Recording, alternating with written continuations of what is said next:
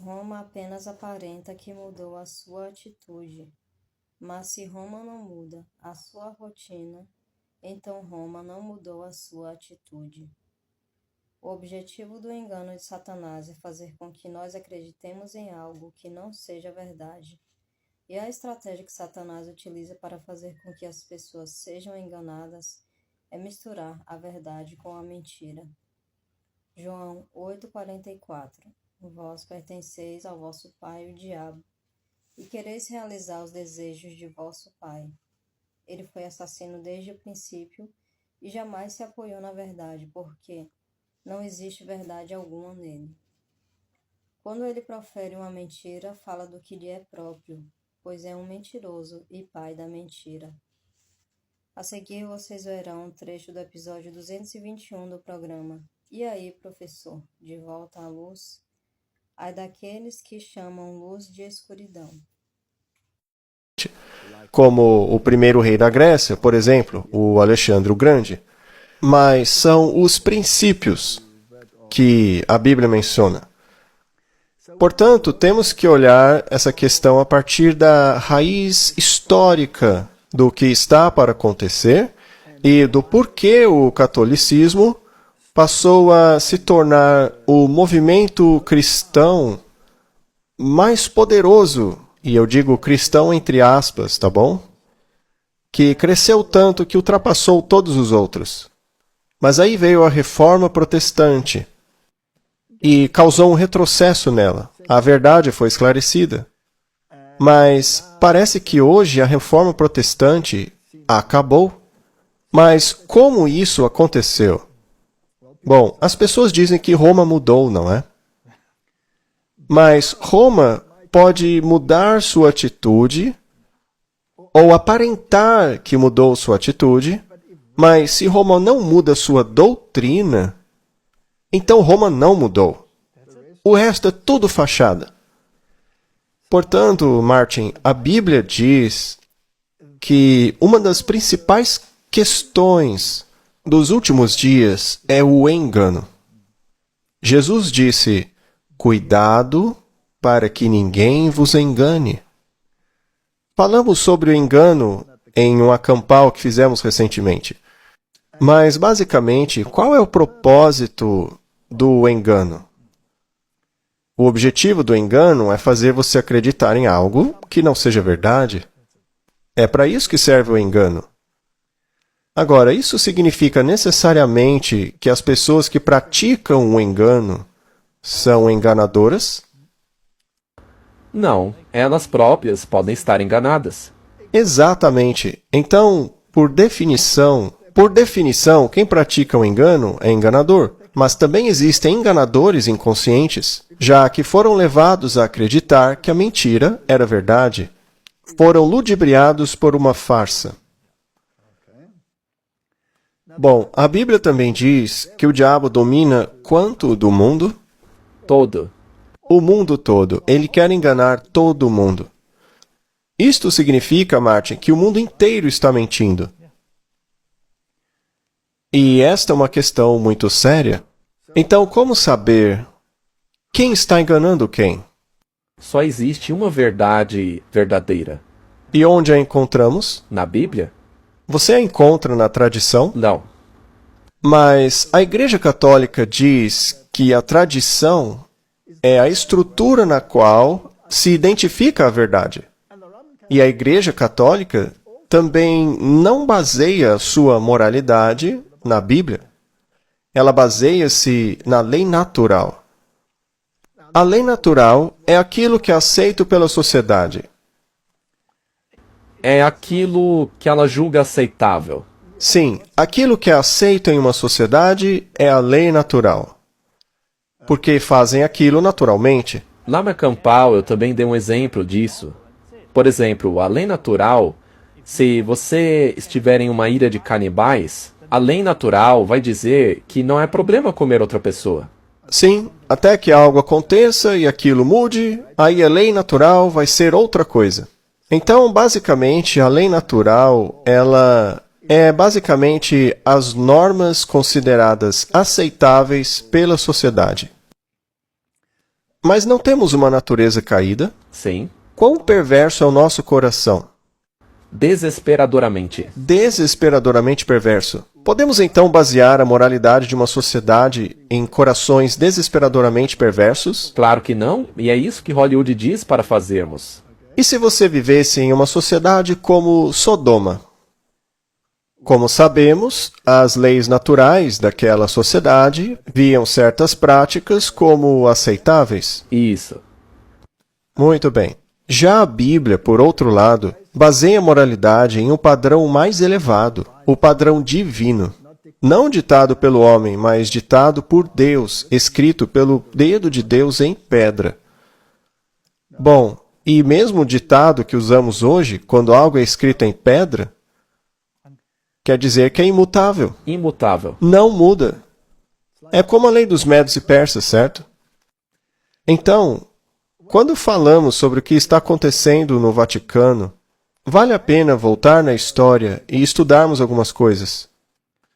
E então falaremos um pouco sobre o Papa Francisco e quais são as possibilidades do futuro, certo?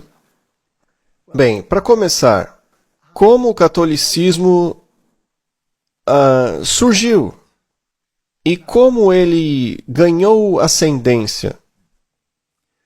Bom, ao voltarmos na história, a igreja primitiva consistia em discípulos e aqueles que se uniram aos discípulos, correto? E essa igreja floresceu, principalmente no Oriente. Portanto, a sede do cristianismo era Antioquia. À medida que se espalhou, também atingiu outras regiões, como Roma também. É interessante que a Igreja Católica Romana era apenas uma igreja lá em Roma. E o imperador romano ainda governava Roma. E os judeus, os zelotas, estavam constantemente em guerra com os romanos. E os romanos se cansaram daquilo. E assim, eles cercaram Jerusalém no ano 70 depois de Cristo. E ela acabou sendo destruída por Tito, correto? O mais interessante é que os judeus não cessaram as suas operações, porque a esperança deles era de que lhes seria dado um reino terrestre. Eles não entenderam as profecias. O que eles consideraram a segunda vinda foi o que eles se apropriaram para si mesmos, aonde eles receberiam o reino. Um reino terrestre, né? E acabaram negando totalmente a primeira vinda, que era para estabelecer o reino de se aceitar Cristo e afastar-se da transgressão. Mas não era isso que eles estavam esperando. Até mesmo os discípulos de Cristo tinham essa mentalidade. É por isso que eles ficaram decepcionados quando Jesus foi crucificado? Sim, e um deles era até mesmo um zelota, ou seja, alguém que queria exterminar os romanos. Enfim, eles não pararam com os ataques. Eles eram quase como terroristas contra os soldados romanos. Eles insistiam em atacar os romanos. E logo após o ano 150 depois de Cristo, o governador que governava na época era Adriano. E o imperador Adriano cansou-se dos judeus. Houve então uma segunda destruição de Jerusalém, muito pior do que a primeira. Ele destruiu completamente o Estado judeu e espalhou a nação. Ele proibiu a religião judaica. Entre outras coisas, ele proibiu a guarda do sábado. Isso coloca todo o cristianismo em uma situação difícil, porque todos eles estavam guardando o sábado até aquele momento. E está bem documentado que a Igreja do Oriente guardava o sábado, na África também, Até mesmo a igreja celta, os valdenses, os albigenses, todos guardavam o sábado. Mas como eles contornariam esse impasse? Como não ser associado aos judeus?